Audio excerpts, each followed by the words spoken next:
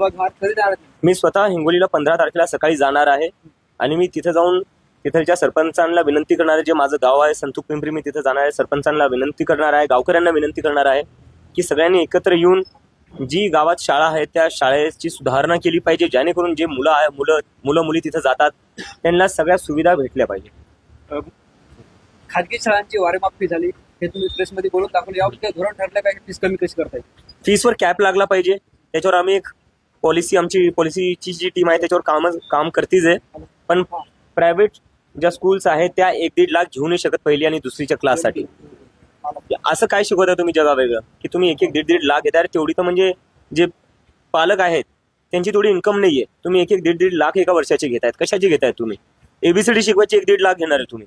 तर private स्कूल्सवर cap लागला पाहिजे. आणि जी काही लूटमार चालू आहे शिक्षणाच्या नावाखाली, शिक्षण हा फंडामेंटल राईट आहे, बिझनेस नाहीये.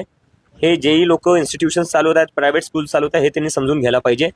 आणि जे मिडल क्लास आहे, लोअर मिडल क्लास आहे किंवा गरीब लोक आहेत त्यांची अशी लूटमार करू नये. तुम्हाला शिक्षण मुलांना द्यायचं आहे तर धंदा म्हणून देऊ नका, विद्या म्हणून द्या.